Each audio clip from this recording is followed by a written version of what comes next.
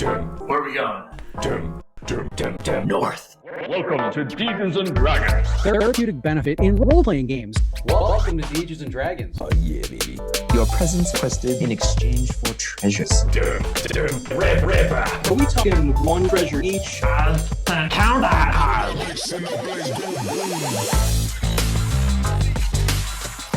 Have you heard of Conan?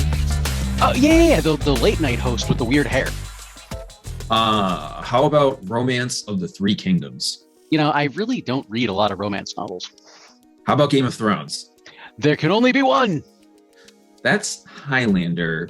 I mean, Oh. that also applies to this game, I think. And Okay. everybody wants to sit on the Iron Throne as well. Close enough. Early Dark is a dark fantasy game by Anthropos Games. And today we're going to be guided by creator and writer Calvin Johns himself. Oh, sweet. Rock on. Give me the rundown. Where to begin? So this is our crunchy game for season 2, which means there are a lot of rules. The book is 400 pages. It is robust. Yeah. So first things first, something really unique about the character creation is you don't spawn your hero into the world. You find a hero that exists within a set culture. Interesting. Now, how do I find them? And you also mentioned culture. Yes, our focus for this particular game from the psychology side is going to be culture. Thematically, culture plays a huge role in the mechanics of the game. You aren't some detached hero. You had a life, have a life, and your legend will grow based on your relationships. When you attack a settlement, will the story depict dispensing justice or unprovoked violence? Okay, all right, I get it. So it's kind of like when you met Tony, and within seconds of meeting him, he struck me with a folding chair, and you were like confused. Are we playing some like realistic wrestling game or something like that? Brian, of course, thought it was hilarious, and to me, Tony was a tyrant. In our teenage boy subculture, this behavior could be praised. The 4 people involved all viewed it differently, though, and the way they share the story would certainly reflect that. Bravo. That's very astute and important to remember in Early Dark. Typically, a game would begin by rolling on a random table to see which region of the world the story will take place, and then the local cultures involved. The customs, the fashions, and materials available all shift. Kind of like in New England, we've got a Dunkin' Donuts on every corner, and we've got clothes for 0 degrees and 100-degree weather. While in Texas, football is their religion, and half an inch of snow will shut down every road. Yeah, doesn't Texas have some high school stadium that costs like $60 million? Yep. And we spend $60 million a year on coffee. So the weather is a good example of regional importance. There are people who spend their entire lives never seeing snow in person. And when they do, it could be scary or majestic. The people who live with snow will probably see it as a nuisance, to clean up. That leads into style, where more men will have beards up north for the functionality. In turn, facial hair will see variance. Across time and locations, beards have held their own significance. So like Alexander the Great insisted his men were clean shaven because facial hair was something the enemy could grab in battle. The ancient Egyptians saw hairlessness as a matter of status. If someone was bald with no body hair, then they had the privilege to remove it all. But then with the Greeks, Heracles had a beard, and he was the demigod of strength, and Thor too, the strongest Norse god. So, he was originally recorded to have a beard. I love that this game has been derailed by beards. If simply having a beard requires this much thought, what is this, like a 5-day character creation? Yep, I'm kidding. The potential for going super in depth is there, but there is more structure than pondering the power of my hair. Determining who you are examines 6 alignments. An example of one is membership. You could be part of a clan, a house, a guild, or some other group. Think about what it means to be a member of your family. What supports do you have? And when you act, how will that affect them? How will that affect their image? Think about England's royal family and the etiquette they must follow. Or kind of like The Simpsons in their support structure. The Simpsons? Wait, you're just thinking about donuts still. Nady runs on Duncan. Yeah. You know what? To be fair, food plays a major role in culture. In fact, when I say a series of nationalities, you may immediately think of their cuisine. Italian, Chinese, Mexican. Oh God, don't start on a food rant now. I haven't eaten since lunch. I can't believe I'm the one trying to actually get you back on track here. So I'm seeking a hero who's part of a region and local culture. He'll have an established life and a mission tied to 6 alignments like membership and perfection. What about stats? You'll have 8 aptitudes that summarize the way you can approach a challenge. This represents both your ability to cause physical damage and your fighting spirit.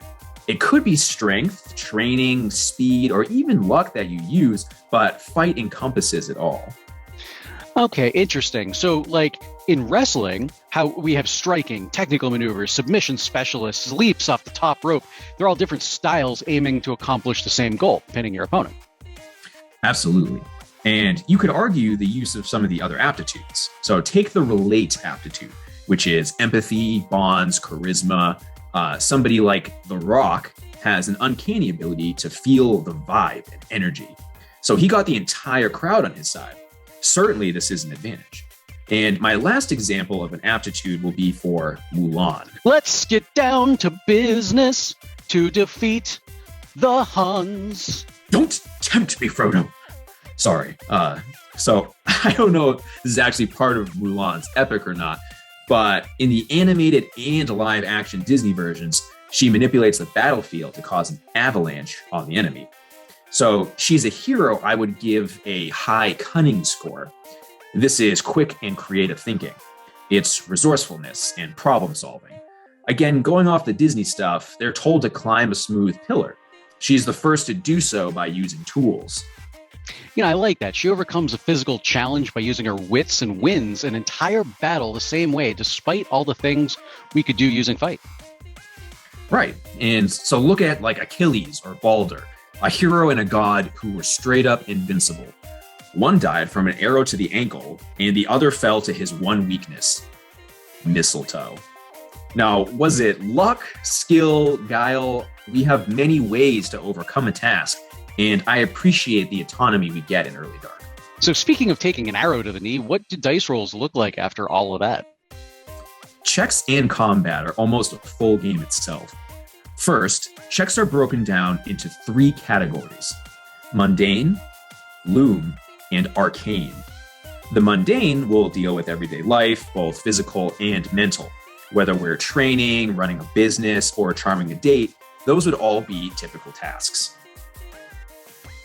I'm sensing something through my druidic powers. I can feel the great loom. It's like a tapestry weaving together reality. That's freaky, dude. Yeah, that's exactly right. Those versed in the weft understand the ebb and flow of time. We must be mindful of the future, but not at the expense of the living force. Wait a second. Why are you looking at your hands like that? Did you already write down some notes about the material? No, you can't prove anything. Arcane is mysterious and the study of other realms entirely. To wield magic like this, one must step into their mind, into another world, and focus on things few understand at the expense of full immersion in society. We're going to bust out my character sheet to help me explain the mechanics of what we call tax. This is a little preview of Idana, a high-ranking soldier, both within the military ranks as well as societal standards. She's a lord with a large estate, but is quite capable of cleaving a person in half. Nice. You can see, yeah, right. You can see high cunning and fight because she's well educated and trained. You can also see a 9 next to mundane, with 4s next to loom and arcane. That's because you're really grounded in what you can see and do using your biological senses? Precisely. Now let's say I'm about to embark on a mission and want to recruit additional vassals. I want to perform a ritualistic armor check by cleaning and enchantment in order to rally soldiers in the barracks. That would be a mundane action, right? Correct. So I build a dice pool using 10-sided dice, and since it's a mundane action, I will use 9 of them. Before I roll, I combine 2 of my aptitudes to define my action. I'm going to use fight to reflect my spirit for battle while sharpening blades. I'm also going to use relate because I'm attempting to connect with fellow soldiers. I have a 5 fight and a 3 relate, giving me 8 total.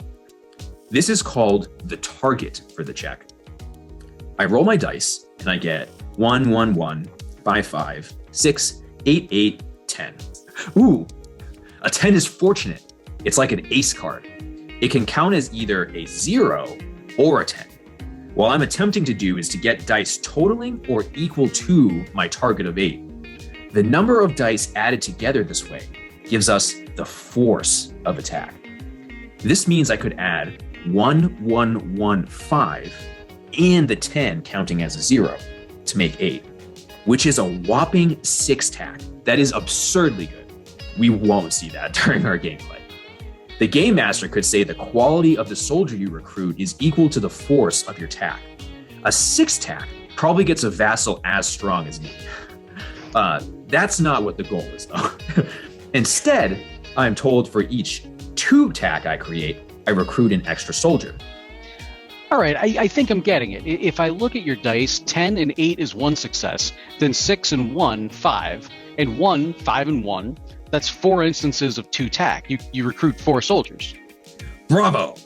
There is definitely a bit of a learning curve here because it does get even more complicated in combat. Does a large force tack mean better results? Yes and no. Combat itself requires strategy against the GM. You will each roll attacks in secret and reveal simultaneously because the same force tacks cancel out, like a 3 tack versus a 3 tack. Only the same numbers cancel out though. A higher won't eliminate a lower. So, you will require at least a 2 tack to hit, while 1 tacks are called advantages. These can impose penalties, such as disrupting footing. Your footing is the previously mentioned combined aptitudes. When attacking me, the GM knows my best footing is combined cunning and fight. One of the possible outcomes of a 1 tack is to disrupt that, and therefore I am unable to use that particular combination next turn. This has a ripple effect, because I have a special combat art that I can use only with that footing. With hits, I want to apply fatigue damage to slowly whittle down the enemy's defenses. Then I want to build a large force tack in order to perform a big strike that does the serious damage called wounds. If I can't roll better than the defenses, it does nothing. If 2 swordsmen were battling it out in real life, chances are they're constantly parrying and never taking any real damage. If one took this massive stroke early, the other would easily dodge. So instead, you're trying to tire them out first. You also swing at their feet, leap back out of range, and perhaps close in to push them down. If the GM knows my character is capable of putting together powerful attacks, then strategically, the best choice may be to drown me in disadvantages by making all 1 tacks. I, as the player, also know the GM is going to try that. So instead of going for a big swing, I create a few 1 tacks to cancel those out, but also create a 2 tack to at least get some fatigue in. Yeah, this is madness, absolute madness. You know what, Billy, Jonas, Tony, you guys, you get in there. This is way too much crunch for me. God, you sickos over here like Conrad, the complex rules and kept crunch. Me? I was only 10% done with the rules. Well, I guess it's a good start to our most in-depth game yet. Be sure to check out our website in the description below for links to the character sheets so you can follow along with our gameplay.